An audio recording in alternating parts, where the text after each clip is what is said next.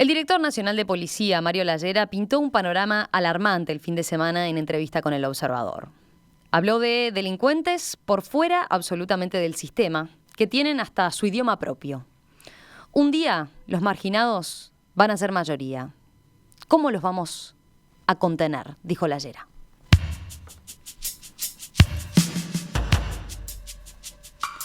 En la entrevista, el director de policía habla de la necesidad de mayor coordinación con el Ministerio de Desarrollo Social. Pero, ¿qué hay de educación? ¿Qué hay de la educación? ¿Se está trabajando para traer a esos individuos alienados de regreso a la sociedad? Una propuesta en ese sentido es la de aulas comunitarias, que combina trabajo de la sociedad civil con el de profesores para generar una suerte de puente hacia el liceo en áreas de marginación muy altas. En 2016, Secundaria determinó su cierre, estipulado para este 2018. Durante 10 años, desde que se inauguró el programa en 2007, Alejandra Scafati fue la coordinadora general de aulas comunitarias. Sin embargo, dejó el cargo el año pasado en desacuerdo por el plan de secundaria. Según dice, en esa década de trabajo pudo comprobar por sí misma las declaraciones de Lallera. Para profundizar en este tema, esta mañana recibimos aquí en estudios a la profesora Alejandra Scafati. ¿Qué tal? Buen día, Alejandra. Un gusto. Buen día, encantada de estar contigo. Muchas gracias. Bueno, y también está Rosario allí visitando un aula comunitaria, así que ya vamos a estar en contacto con ella. Alejandra, te propongo empezar con un aspecto básico. Intentemos una primera aproximación al programa de aulas comunitarias. Supone, según veía, una suerte de puente hacia el regreso al liceo en casos de jóvenes que, se desvincularon o directamente nunca pudieron ingresar al liceo, al camino tradicional de la educación. Pero, ¿qué podemos agregar? ¿Cuál es exactamente el público objetivo? Es interesante el planteo porque aulas comunitarias está destinada exactamente a la población que tú decís. Son jóvenes entre 13 y 17 años que repitieron primer año de liceo 1, 2 y hasta 3 veces o que nunca pusieron en su horizonte inscribirse en educación secundaria. Estos jóvenes habitan en los barrios marginados a veces, muchos, todos diría yo, de las distintas ciudades en donde se instaló el programa.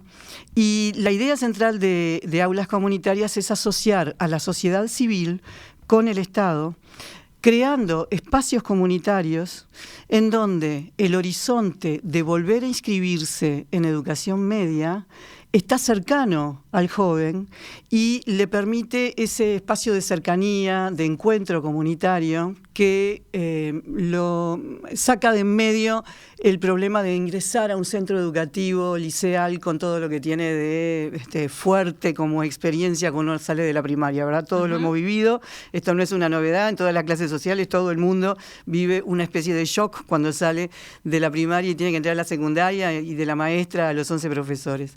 Aulas comunitarias trabaja con jóvenes que no pudieron de alguna forma pasar esas barreras porque además tienen otros problemas que están asociados a ellos. Algunos de ellos, muchos, no consiguieron adquirir suficientes aprendizajes en lectoescritura y cálculo y entonces no consiguen entender lo que sucede dentro del liceo y esto les trae asociado problemas de conducta. Terminan saliendo del liceo por diversas razones. El hecho es que están en la calle. La cuestión es esa. Y el aula comunitaria se ha convertido en una respuesta para muchos de ellos porque les da la oportunidad de vincularse con equipos socioeducativos que la ONG tiene en el espacio del aula comunitaria y con profesores de secundaria que trabajan dentro de ese espacio socioeducativo. Ahí va, vayamos a eso. Desde el punto de vista formal, a ver, como el nombre lo indica, tiene una parte importante de trabajo con la comunidad, con el barrio, ¿no? Sí. ¿Cómo funciona exactamente? ¿Con quiénes trabajan? ¿Quiénes están involucrados? Estamos hablando de un programa que no debe tener muchos competidores o similares por el hecho de que es interinstitucional, ¿no? Absolutamente. Y comparte, pero comentemos a ver quiénes están involucrados detrás de aula comunitaria. Sí, exactamente. En el nacimiento del programa de las comunitarias estuvo el programa Infamilia, que luego fue el que conformó el Ministerio de Desarrollo Social, uno de los pilares sobre los cuales se formó el Ministerio de Desarrollo Social. Por lo tanto, cuando desapareció Infamilia, nosotros pasamos a coordinar directamente con el MIDES Y dentro del equipo, lo comunitario en aulas comunitarias se toma muy en serio. Las comunidades se forman desde la unidad coordinadora hasta cada una de las aulas en donde se encuentran diversos equipos con diversos oficios, digamos, de origen. Dentro de la unidad coordinadora trabajábamos secundaria y el MIDES, en un equipo con personas que nos reuníamos todos los días y trabajábamos 8 horas juntos para llevar adelante actividades de apoyo, tanto a los equipos socioeducativos como a los profesores que estaban dentro del sistema, pero no un apoyo separado, sino articulado, que permitiera ver la dimensión social del aprendizaje y la dimensión social de la educación, y que por lo tanto pusiera en el horizonte, en la mirada final, la idea de que estos jóvenes había que ayudarlos a integrarse. Y por lo tanto, los procesos de aprendizaje y los procesos que se hacían con las familias estaban asociados a la idea de integración al sistema educativo. Pero así que estamos hablando de una organización en donde convivían o conviven aún, todavía en 5 casos, secundaria, el MIDES, la organización civil. Exactamente, ¿no? Profesores de secundaria que tienen distintos tipos de roles. Lamentablemente en este momento el MIDES no está, porque como el año pasado la directora general saliente les dijo que iba a cerrar el programa, ya hacía 2 años que lo había anunciando, 15, 16, en el 17 ellos sacaron del presupuesto aulas comunitarias, entonces las personas del MIDES que trabajaban con nosotros hoy este año no están, ¿no? Eso ya se perdió. Y por ahora lo que sí queda es esta otra interinstitucionalidad que es en realidad la base de la existencia de aulas, que es sociedad civil-Estado, ¿verdad? Sigue habiendo una organización de la sociedad civil que tiene un local y pone un equipo a trabajar junto con los profesores de educación secundaria, que es lo que está viendo Rosario ahora en el aula 3. ¿Te parece si vamos a contactarnos con ella allí? Rosario, ¿por dónde te encontramos? Bueno, finalmente llegué, Sí, porque no sin varias dificultades, porque aquí, si bien es Nuevo París, esta esquina de Yugoslavia e Islas Canarias realmente queda absolutamente alejada del centro. Pero es una zona que tiene amanzanamiento, es decir, vine por una calle asfaltada y lo que vi de uno y otro lado son predios construidos con una modalidad, por supuesto, muy sencilla, te diría yo muy precaria, hasta llegar a este local que es otro de los centros de participación e integración para el desarrollo, otro centro del CEPID. Aquí funciona el aula comunitaria, el centro en realidad es el aporte de la organización civil, y estoy rodeada con un profesor, con un coordinador, con el representante de la sociedad.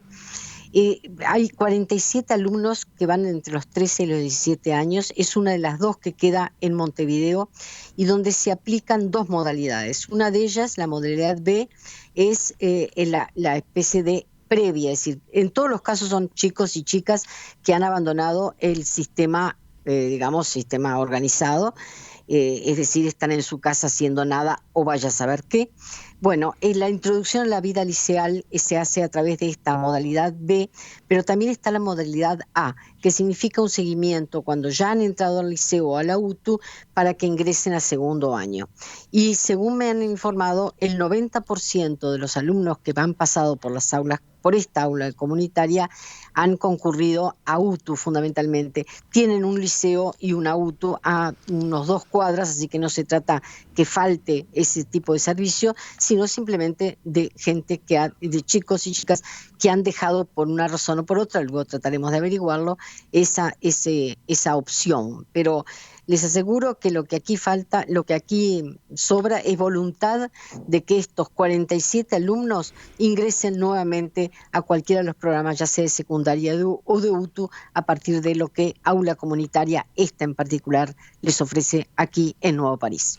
Alejandra, ¿querías agregar algo a lo que estaba comentando Rosario? Sí, son en realidad 3 modalidades. La última que estaba describiendo Rosario, que es la reinserción en los centros educativos, se llama modalidad C y la llevan adelante unos profesores que se llaman profesor referente, que son una especie aparte de profesor que me gustaría dedicarles un minuto después. Y luego, dentro del aula, ellos hacen lo que se llama modalidad A, que es primer año de liceo.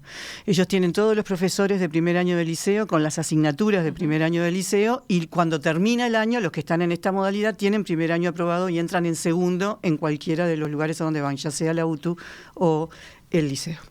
Ya dimos un marco teórico y de referencia de lo que es aulas comunitarias. Te pregunto, en el día a día, en el trabajo, ¿qué es lo particular de aulas comunitarias? ¿Cómo se ve todo eso que comentamos en el día a día de los chiquilines? Mira, el día a día yo diría que empieza con llegar, tener un nombre y saludar con un beso a quien está en la puerta y a los profesores. Ese primer gesto me parece que es el especialmente significativo cuando te hablo de comunidad. Porque una comunidad no significa un bloque en el que todo el mundo está de acuerdo todo el tiempo, sino significa tener la capacidad de mirar a los ojos al otro y darse cuenta cómo llegó, cuál es el motivo, cuál es el momento de vida en el que está. Los adolescentes, además, todos sabemos, son como remolinos, están todo el tiempo viviendo situaciones complejas y además ellos las viven doblemente complejas porque no solamente tienen la adolescencia encima, sino los contextos en los que viven que son en efectivo complejos. Pero esa misma mirada a los ojos se produce entre el coordinador del aula y el profesor de matemática o el de geografía. Ese mismo espacio es el que permite que lo humano esté en primer lugar antes que la función. Entonces, cuando lo comunitario se pone a latir, el resto de las cosas se producen. Comunidad, sobre todo, estoy pensando en que además tienen la gran diferencia de que son grupos bastante más chicos que lo que podrían enfrentar en un liceo, ¿no? Claro, exactamente. Sí, y eso hace que tengan mayor contención, mayor apoyo y demás. Exactamente. ¿no? ¿Qué cambios positivos supuso aulas comunitarias respecto a cómo se trabajó desde siempre y lo que pasaba en lugares donde no estaba aulas comunitarias y los chiquilines efectivamente, quedaban al margen del liceo formal? Hace 10 años, cuando empezamos a trabajar, la inspectora general del momento nos decía: ustedes son un laboratorio, nosotros tenemos que aprender de lo que ustedes hagan para poder entender de qué forma llevarlo adelante, y nos lo tomamos muy en serio. Entonces trabajamos mucho en la formación con los profesores y también con los equipos socioeducativos. Empezamos a sistematizar pensamiento y hubo tesis doctorales. El doctor Peregali se doctoró estudiando el programa de aulas comunitarias junto con un programa argentino. Tesis de maestría, Dibot hizo un estudio muy interesante de 3 programas, entre otros aulas comunitarias. Y nosotros mismos tratamos de sistematizar cuáles son los elementos centrales que hacen que efectivamente se pueda desarrollar proyectos educativos y procesos educativos exitosos con estos jóvenes. Entonces yo diría que de los aportes que hace el programa es justamente esto, el tener algunas cosas que sabemos que son así y que se puede actuar sobre ellas, sobre todo eso, que se puede actuar sobre ellas, ¿no? ¿Cómo se entiende entonces un poco la política del Consejo de Educación Secundaria en este último tiempo, ¿no? Decíamos al comienzo, desde hace unos años se vienen cerrando aulas comunitarias al punto que hoy solo quedan 5. En el periodo de mayor expansión había 26. La crítica en la que se apoyó, por ejemplo, la ex directora general del Consejo de Educación de Secundaria, Celsa Puente, cuando anunció que iba a cerrar el programa, era que este instrumento no se podía, por ejemplo, perpetuar en el tiempo, ¿no? Según hacía declaraciones en Búsqueda, allí planteaba que el programa no debe continuar como política educativa porque dilata el tiempo de fracaso de esos jóvenes, ya que, a su juicio, quedan encapsulados en espacios no formales y sufriendo el estigma de ser los diferentes, repetidores o burros. Y señalaba, Aulas Comunitarias es un programa que no ha servido puesto que no ha cumplido con su objetivo fundamental, que era el de ser un puente hacia el liceo. Esto es, no cumplió el objetivo de que esos jóvenes mantengan su trayectoria educativa tras su pasaje por las aulas. Esto es lo que afirmaba la ex consejera Celsa Puente a Búsqueda. Tú no compartís. Después de mucho tiempo de afirmar que era un programa exitoso, pero igual lo tenía que cerrar, ¿no? El discurso ese fue mutando. Fue cambiando. Sí, fue cambiando. Al principio son muy exitosos, pero los chicos, podés leer las primeras notas que salieron en Brecha, por ejemplo, es un programa exitoso, pero los chicos tienen que estar todos en el liceo. Ese era el discurso. Pero el problema... Porque tu discrepancia llegó a tal punto que te fuiste de secundaria. Sí, claro, y es que ya no había diálogo, no había nada. Porque uno puede decir, este programa lo tenemos que cerrar, veamos qué aprendimos. Hagamos un enorme debate. ¿Por qué esta gente consigue retener al 60% de los chiquilines y este 60% es el que se va del liceo? Veamos, de repente hay algo que se pueda transformar. Y yo creo que en realidad esa es un poco la misión de aulas comunitarias. Hacer 2 cosas en primer lugar. Demostrar que la asociación interinstitucional es imprescindible, no solo buena, imprescindible para que las cosas sucedan. Y la segunda, incluyendo a la sociedad civil, y la segunda es tener claras algunas claves de trabajo que se pueden perfectamente aplicar en los liceos y que no coliden con los liceos. Incluso hubo 2 aulas comunitarias que funcionaron en 2 liceos, una en Parque del Plata y otra en El Pinar. Y fueron experiencias súper interesantes, porque tenías a la sociedad civil instalada junto a los profesores, sobre todo en Parque del Plata, que es una comunidad muy chica, fue muy interesante. Y empezaron en una relación en cierto grado conflictiva, ¿no? Porque en definitiva lo que hacía el programa era entrar a los que tiraban piedras en la parada al liceo. Y tiraban las piedras, entre otras cosas, porque están muy enojados con los centros educativos, porque ellos sí que se sienten los burros, los distintos, los que no pueden estar, etcétera. El programa, en 2 años que tuvo de gestión, no solo consiguió entrar a esos muchachos, sino que fueron los que terminaron organizando... Eso te iba a preguntar, ustedes tienen, de los datos, la certeza de que muchos de esos chiquilines logran efectivamente el pasaje al liceo Bueno, convencional. Esa es una de las cosas que nos ayudó el MIDES siempre a sistematizar. Uno de los enormes aportes, además, por supuesto, de los técnicos que codo a codo se comprometieron con el programa y pensamos juntos cómo era que se tenía que gestionar esto y cómo apoyar a los equipos, es todo el aspecto de sistematización de información. Cualquiera puede acceder, eso sí que es de información pública, cualquiera puede acceder a cuáles son las cifras del programa, cuáles fueron las evoluciones que llevaron adelante y cómo se llevaron adelante. Nosotros tuvimos durante mucho tiempo el freno, no llegábamos al 35%. El 35% se sostenía dentro de los liceos, cuando salen, ¿no? 2 años después de que entraron. 35% se sostenía en los liceos y aquello se caía y se caía. En algún momento empezamos a hacer alianza con la UTU. Acá tenés otro gesto de interinstitucionalidad interesantísimo. ¿Por qué? Porque la UTU tiene un programa que se llama FPB que está muy acorde con las expectativas de estos muchachos, que tienen una ventana de oportunidades, le da una ventana de oportunidades muy chica a la posibilidad de integrarse al sistema educativo. Entre los 13 y los 17 años lo hacen, después no, porque van a salir al mundo del trabajo y lo tienen clarísimo, a como dé lugar. Entonces, conseguir que ellos entraran y realmente pudieran culminar algo era fundamental, y para ellos, en su imaginario, algo asociado al mundo del trabajo es muy importante. Por eso, como dijo Rosario, un porcentaje importantísimo de chiquilines de las aulas quiere salir al FPB. Cuando hicimos esa alianza, fue impresionante el salto que dimos. De aquel 35 que no conseguíamos pasar, más de 2 años en el liceo. Más de 1 año en el liceo, que es el tiempo que lo llevamos, pasamos a tener más del 50% y en algunos casos más del 60%, aún en las épocas más duras del programa, cuando se cerraban, cuando los profesores referentes quedaban solos y los equipos, y sin embargo, este programa tiene una fuerza y una energía porque tiene la convicción de que sabe qué es lo que quiere, cada una de las personas saben qué es lo que quieren lograr. ¿Ha cambiado algo desde que yo leía declaraciones de la exdirectora de secundaria Celsa Puente, que fue quien comenzó con el propósito de, bueno, no es que, aclarémoslo, ¿no?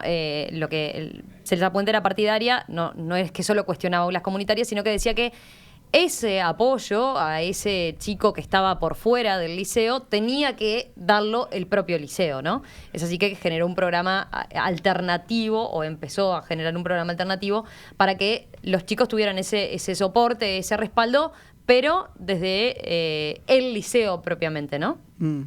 Hay una cuestión de cultura institucional que uno tiene que entender y respetar. Los profesores no es que no atiendan a estos chiquilines porque no los quieren atender. Es que verdaderamente sienten que algunas partes, algunos aspectos de su propia formación no está acorde a... Uno a veces, a mí me pasaba, estaba en la clase y trataba de pensar, ¿y qué doy? La clase de historia me pongo a hablar de los líos que hay ahora. Y no es eso, no puede pasarle eso a un profesor. Un profesor tiene que tener el andamiaje, el sostén suficiente para poder trabajar desde su lugar y desde lo que sabe. Eso es lo que le ofrece el programa. Le ofrece un andamiaje de técnicos que están alrededor de estos muchachos y que cuando salen con el improperio, cuando lo dejan fuera del lugar, tienen un traductor. estos educadores, estos integrantes del aula comunitaria, son de alguna forma también moderadores de la conducta de estos muchachos y ayudan mucho a que el profesor entienda y pueda sentirse, que está haciendo lo que quiere hacer, que era ser docente y trabajar con jóvenes para que puedan avanzar en sus conocimientos y sus aprendizajes. Entonces, en ese sentido, el aula permite el desarrollo del pensamiento abstracto del adolescente, que es lo que tiene que hacer en el liceo. Básicamente eso es lo que hace el liceo. Ayuda a la persona a pensar en abstracto. Pero para conseguir eso hay que tener un piso incluso afectivo, de vinculación, de confianza, de decir yo voy a poder. Que es el que le genera y el trabajo con los educadores. Claro. Eso es lo que hay que conseguir. ¿Se revirtió algo la situación desde se fue ahora Celsa Puente del Consejo de Educación Secundaria? ¿Ha cambiado algo? ¿Las autoridades propias del CODICEN habían manifestado en algún momento su sorpresa por esta decisión de secundaria de ir cerrando? Yo creo que hay que tener esperanza, ¿no? Yo qué sé, no sé. Yo no tengo ninguna vinculación oficial ni tampoco, pero me parece que se abre por lo menos una ventana de oportunidades de decir, quién sabe, aunque sea que se arme un buen debate y ver qué es lo que se puede tomar, de qué modo se puede tomar y en cuánto tiempo se tiene que hacer, porque las cosas no se pueden ser. Uno no puede crear un programa alternativo y decir, bueno, con esto voy al liceo, porque la gente lo rechaza. Eso fue lo que le pasó al consejo. Fueron con el programa y lo rechazaron los profesores. Rosario, ¿seguís por allí? Sí, efectivamente estoy acá todavía conversando y me distraje, debo admitirlo, pero bueno, todo lo que ocurre aquí es interesante, de manera que si me distraigo, discúlpenlo. ¿Estás con el coordinador del aula?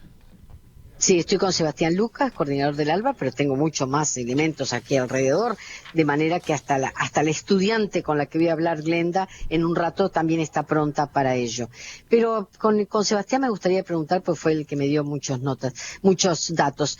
En realidad son 3 aulas, les puedo asegurar que no tienen nada de lujo en este local. Y sobre todo me gustaría que preguntaras, porque me hablaste de una tradición muy arraigada en este barrio que tiene que ver con el cooperativismo, ¿es así? Hola, ¿qué tal? Primero que nada, buen día, Alejandra, buen día, Romina. Buen día, Sebastián. ¿Qué tal? Sí, es como acaba de decir Rosario, justamente Nuevo París es un barrio de mucha historia en cooperativismo. Hace ya unos cuantos años se han levantado varias cooperativas entre vecinos, ¿no? De ayuda mutua.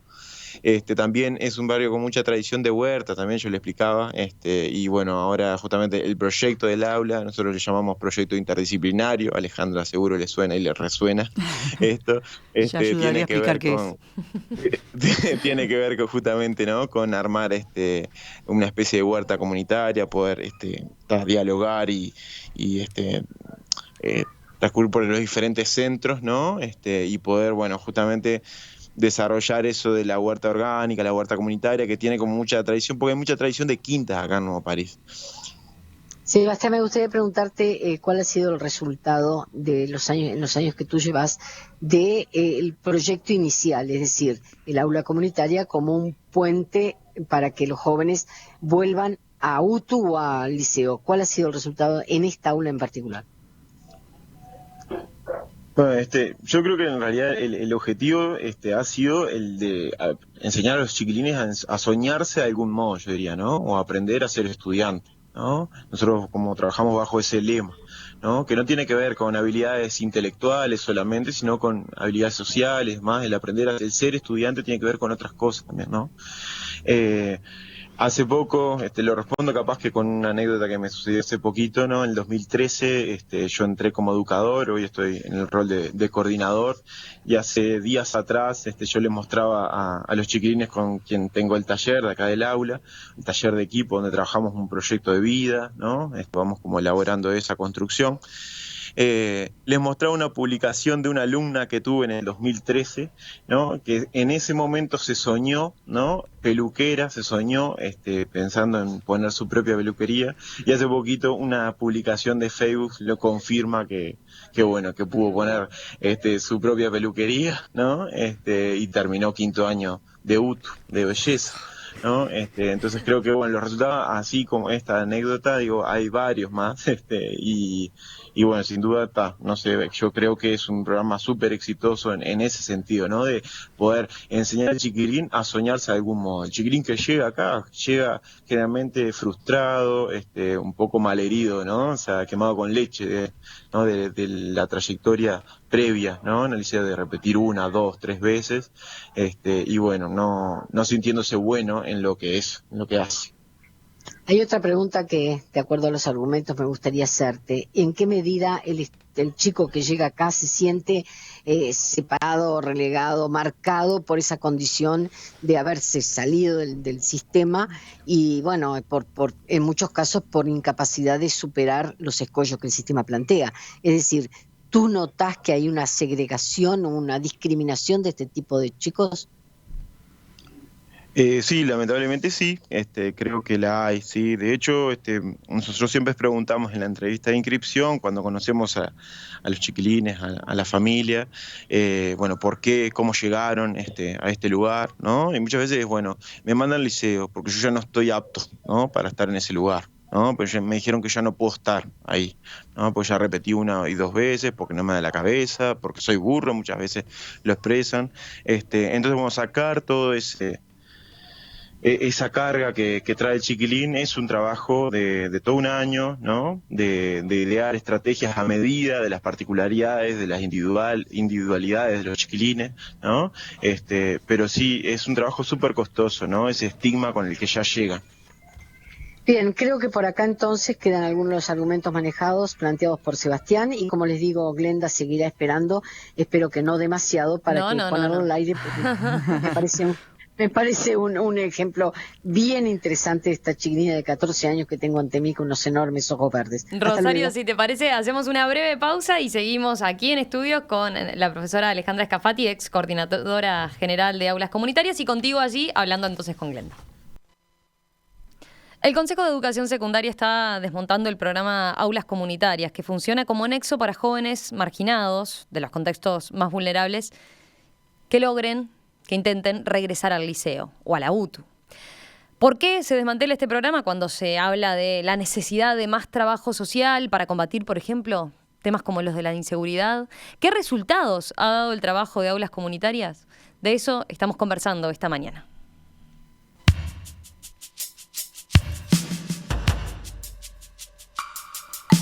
Estamos a 2 puntas aquí en el estudio con la profesora Alejandra Scafati, ex coordinadora general de aulas comunitarias, y con Rosario, que está en una de las 5 aulas comunitarias que aún funcionan. Concretamente está en el barrio Nuevo París.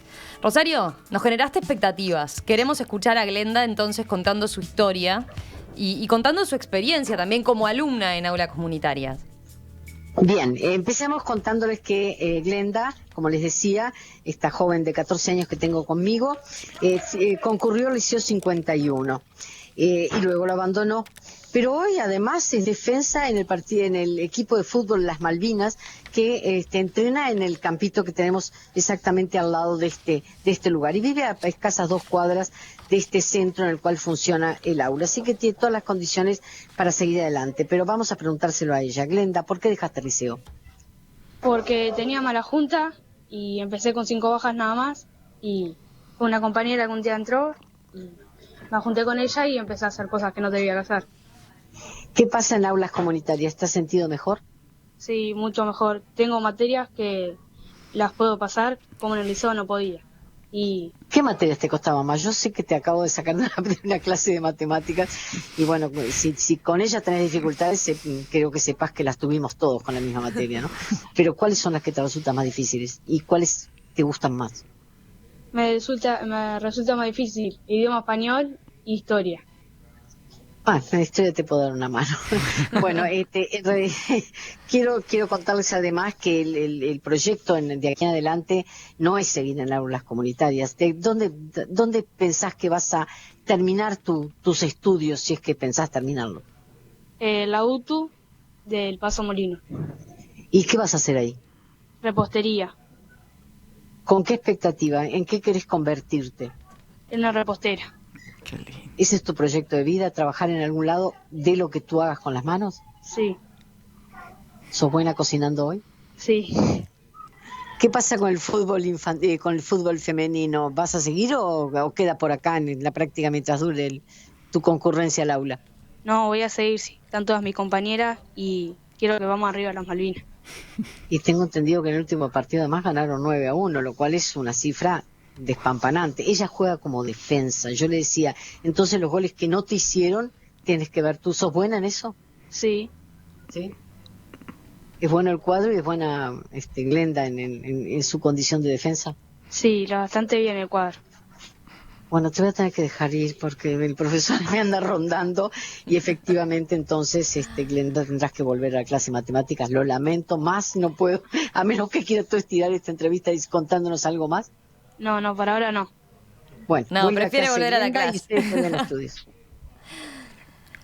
Sí, Rosario, acá tengo a Alejandra que festeja cada uno de los logros, tanto lo que comentaba Glenda, de cuáles son sus aspiraciones, su sueño y lo que se está proyectando, como el caso que nos contaba Sebastián, ¿no? De esta chica que se había proyectado hace unos años estando en el programa Aulas Comunitarias, ser peluquera, y dice qué satisfacción, ¿no? Ver que ahora en su página de Facebook puedo ver que efectivamente logró instalar su peluquería, ¿no? Efectivamente. Pero además, yo no sé si les habrá pasado por arriba, pero me parece que es un dato. Dijo que se fue del liceo cuando empezaba a subir las notas por malas juntas. Es decir, ella está revirtiendo una situación que de entrada la embromó, y eso es mérito de lo que evidentemente ha aprendido o ha mamado en esta aula comunitaria. Me parece que no es menos importante ese aspecto, digamos, de que una chica que confiesa que se había metido en malas juntas, en realidad sale de ellas y tiene hoy un proyecto de vida, ¿no? Sí, yo creo que la clave proyecto de vida, esa es una de las claves centrales que siempre trabajamos en el programa, porque uno cuando vive las experiencias no necesariamente las conceptualiza, y mucho menos si es adolescente. Por eso tenemos el taller ese especial que se llama Proyecto de Vida, que es elevar la mirada y decir, ¿a dónde quiero ir? ¿Qué es lo que quiero para mi vida? Esas preguntas son esenciales siempre, en todo nivel, pero a esa altura de la vida, y cuando han pasado por experiencias en donde lo único que recibieron fueron acusaciones de que son gente que no puede seguir adelante porque hace las cosas mal, encontrarse a sí misma y que ella tenga conciencia de ese tipo de vínculos y por lo tanto que va a poder seleccionar en el futuro, es un logro impresionante. Sí, bueno, ¿qué perspectivas hay de que Aulas Comunitarias pueda cambiar entonces la pisada y revertir este panorama de que se terminen de diluyendo, ¿no? Que se termine liquidando el programa como tal? Y estas 5 experiencias que todavía persisten ahí. Bueno, la única chance que hay y el signo visible de esto va a ser si se llama o no se llama licitación, porque ya llegaron estas aulas comunitarias están en la última fase del contrato, o sea, ya no hay forma de renovar el contrato si no se hace un llamado a licitación a aulas comunitarias, y eso tendría que suceder en las próximas semanas, así que ahí es que nos vamos a enterar qué opciones habrá tomado en su momento el Consejo y el CODICEN también con relación a esto, ¿verdad? Uh-huh. Porque para que un aula comunitaria sea una aula comunitaria tiene que haber sociedad civil. Tiene que haber un grupo de educadores contratados por sociedad civil, ya sea en el espacio comunitario. Y las licitaciones se hacen para las sociedades civiles. Claro, se hace una licitación pública. Se establecen cuáles son los lugares, cuáles son las condiciones. Lo que sí sabemos, por ejemplo, es que un aula comunitaria funciona con este equipo de 5 personas que tiene desde la sociedad civil. Tiene un coordinador, un educador social, tiene un trabajador social, tiene un operador social. ¿Ya dije operador social? No. Operador social, y tiene un tallerista. Estos 5 en distintos horarios, en distintos momentos, se vinculan con los muchachos. El operador social trabaja directamente con el profesor referente. Es como la contraparte del profesor de secundaria, que es un profesor sin aula, uh-huh. al que yo quería dedicarle un rato, porque ahora tenemos no solo profesores referentes sin un salón de clases, sino sin un aula comunitaria, porque todas las que se cerraron ahora dejaron, claro, por suerte, los profesores quedaron. Estos profesores acompañan durante un año más a los estudiantes a insertarse en los centros educativos y han desarrollado un know-how, una forma de pararse frente a lo educativo tan interesante que se hizo el año pasado. Hicimos una sistematización de cuáles son las cosas que tenían que tener el liceo, la familia, etcétera, como una orientación hicimos para los liceos. La sistematizamos y se la entregamos a Planeamiento Educativo, que quedó muy impresionado, y a partir de eso fue que decidió que los profesores referentes siguieran este año, aunque no hubiera aula comunitaria. O sea que en realidad hay 17 profesores referentes y 5 aulas comunitarias abiertas. El operador social trabaja con ellos. Obviamente estos están sin operador social, ¿no? Todos los que no son de las 5 aulas. Después tenemos el tallerista, que trabaja en el área expresiva y creativa, que es fundamental para el desarrollo del muchacho, y el equipo formado por el operador social, el trabajador social y el coordinador, que se ocupan del taller de proyecto de vida. Y también de trabajar con los profesores de secundaria. Todas las semanas religiosamente se reúnen 1 hora y media todos los profesores de secundaria con todos los trabajadores de la organización del aula comunitaria. Y eso conforma la unidad que les permite también hacer este tipo de innovaciones pedagógicas, hacer nuestro famoso proyecto interdisciplinario, que significa enfocar desde otro lugar los procesos de aprendizaje, jugando mucho más con la creatividad, jugando mucho más con la interdisciplinariedad y tratando de que el profesor también derribe las barreras de su asignatura para mirar a las otras y ver de qué modo ayudarlo a desarrollar al muchacho un aprendizaje integrado. Alejandra, te saco específicamente de lo que es el tema de las aulas comunitarias, pero obviamente sigamos y vamos a seguir muy vinculados a eso. Si hacemos un poco de historia, tú trabajaste en integración de jóvenes marginados a la educación secundaria durante años, ¿no? Sí, así. Antes de sumarte a aulas comunitarias, empezaste a fines de los 90 en el programa Red de Casas Jóvenes. Exacto. Ahora estamos en estos días muy conmovidos por estas declaraciones que hizo, por ejemplo, el director nacional de policía, Mario Lallera, a propósito del recrudecimiento de la marginalización, ¿no? De la marginalidad del que él habla y bueno, de cuál es la situación también en esos barrios. Tú nos mandabas un mensaje en estos días que decías que habías podido constatar en los últimos años esa degradación, esa falta de valores y demás. A mí me parece que hay algunas cosas que de repente con el inspector no estaría tan de acuerdo, pero que responden a a un proceso que los sociólogos vienen describiendo desde hace muchos años, que es el de la fragmentación social y la guetización. Tenemos un problema, yo creo que lo que hace el inspector es identificar a los pobres con delincuentes, en realidad es eso. Por eso él dice que no les encuentra el lenguaje, que viven en determinados lugares, pero también es cierto que ha habido un proceso de fragmentación social tan fuerte y de segmentación territorial tan fuerte que la gente tiende a no salir de los barrios en los que está. Piénsese cada uno de ustedes cuál es el camino que hacen. Así digamos que estamos extramuros acá en Ciudad Vieja, pero básicamente nuestros derroteros andan entre la costa y Ciudad de la Costa, y la Rambla es casi que nuestra avenida 18 de Julio. Para muchos de los que viven, y piénsese cada uno en su barrio y va a ver cómo tiene dificultades para salir. Esto pasa en todos lados y en todos los niveles sociales. Uno de los elementos que yo creo que sí se ha agudizado es ese proceso de guetización y de que las personas no salen de sus barrios y por lo tanto se van desarrollando códigos que son específicos. Estoy segura que el encuentro entre personas de distintos barrios también provocaría problemas de saber con los adolescentes de Carrasco qué es lo que están diciendo o de qué forma, cuántos anglicanismos están utilizando para poder expresarse. Entonces, esto me parece que es el primer dato que tenemos que elevar un poquito la mirada y darnos cuenta, ¿no? Tal vez haya demasiada identificación entre pobreza y delincuencia y tal vez no sea tan justo eso, porque lo que estamos demostrando es que programas como Aulas Comunitarias toman a estos chiquilines que sin duda están en situaciones de riesgo, pero que quieren salir adelante. Ellos quieren ser estudiantes. Que no les estemos dando las oportunidades es otra cosa. Lo mismo pasaba cuando empecé a trabajar en el programa Red de Casas Jóvenes, que era un programa de seguridad ciudadana que los ingleses le habían traído al ministerio, creo que de Stirling en ese momento, y que desarrolló la idea que un poco está también en el origen de las aulas comunitarias, de que la sociedad civil se vinculara con los centros educativos para trabajar con los chiquilines de la puerta. En ese momento nuestro problema era los gurises de la puerta, ¿no? Que eran esos que habían dejado de estudiar, se instalaban en la puerta de los liceos, no entraban, estaban siempre ahí, a veces traían problemas y a veces uno, como yo era directora del liceo, salía y negociaba con ellos a ver qué era lo que podía hacer y hasta les buscaba actividades, yo qué sé.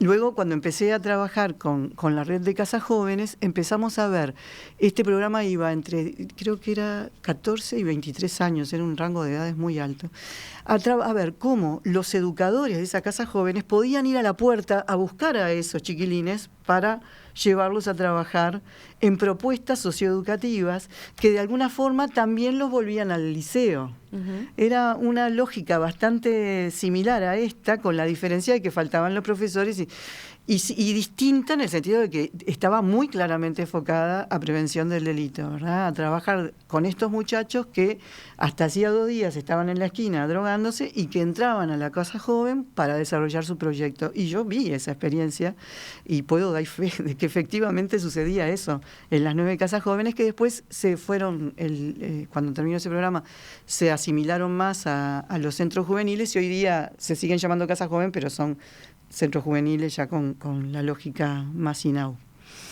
Entonces, lo que yo quise decirles a ustedes cuando les hice este comentario es que la educación tiene una beta social que no hay que perder. La educación también es una política educativa y es una política social. Y uno tiene que pensar que estos jóvenes que están como más, yo diría, desamparados en el sentido de tener menos redes sociales que los incluyan en el sistema social común, que tengan menos vínculos para entrar en el mundo del trabajo, que tienen menos posibilidades para sostenerse dentro de los centros educativos, a estos hay que reforzarles el apoyo desde todo punto de vista y sacarles el estigma de posibles delincuentes para encontrar en ellos personas con todas las potencialidades. Y algunos serán delincuentes y otros no, igual que en todos los grupos sociales.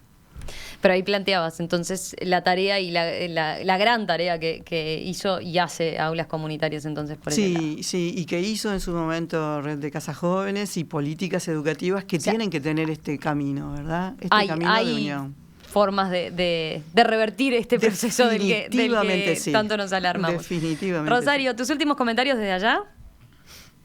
Bueno, en primer lugar contarles que en este misma aula comunitaria funciona un centro juvenil durante la tarde, de manera que también está ese aspecto contemplado. En segundo lugar, quería contarles, porque yo hablé de un barrio organizado en predios, en manzanamiento, pero también hay un asentamiento el 6 de diciembre relativamente próximo, que está alimentando esta situación. Y luego contarles, porque eso fue un aspecto que a mí me preocupó, cómo se evalúa el resultado. Y me decían, aquí se aplica un sistema que se llama evaluación por producto. Y me dieron una serie de ejemplos de cómo se evaluaba, cómo los profesores planteaban a partir de la exigencia de determinado producto a fin de año si un alumno estaba o no en condiciones de egresar de esta aula comunitaria, y quiero contarles de uno en particular. La teoría del color, por ejemplo, se dio a través de un proyecto, de un producto que significaba pintar las mesas en las que estudian. Les voy a mandar fotos porque realmente creo que los que hicieron la mesa que voy a fotografiar deben haber aprobado sin lugar a dudas. Gracias, Rosario, gracias por tus aportes y tu comentario desde allá. Un saludo a Sebastián, un saludo a Glendan, a todos por participar esta mañana. Bueno, el único que quedó ahora conmigo, estaban todos, es Sebastián. Glenda acaba de reintegrarse a clase, lo lamento, le digo, no puedo seguirte sacando de matemáticas, pero bueno, está en clase en este momento y los profesores también, y el coordinador social y el coordinador educativo, todos ellos han vuelto a sus funciones. Al único que tengo aquí todavía junto a mí es a Sebastián, pendiente de lo que Alejandra está diciendo en relación a esta experiencia que, él tuvo la suerte de que es una de las que permanezcan, ¿no? Alejandra Scafati, ex coordinadora general de aulas comunitarias, profesora de historia y socióloga. Yo tuve el gusto, Alejandra, de tenerte como profesora. Un placer reencontrarnos ahora en esta otra faceta. Un placer tenerte de estudiante. Muchas gracias. Bueno, Alejandra, seguimos en contacto. Vamos a ver entonces qué pasa con esta situación del programa Aulas Comunitarias, para ver ¿De qué forma se puede entonces revertir este panorama del que venimos hablando? Y por eso yo decía hoy tiene que ver con muchos de estos temas que... Yo creo que lo interesante de esto es saber que hay experiencias que dan claves y que no está todo por hacerse. Y eso, y el ejemplo que diste de sociedad civil y Estado trabajando, ¿no? Como una experiencia de La éxito. interinstitucionalidad está ahí. Alejandra, gracias, un Gracias placer. a ti.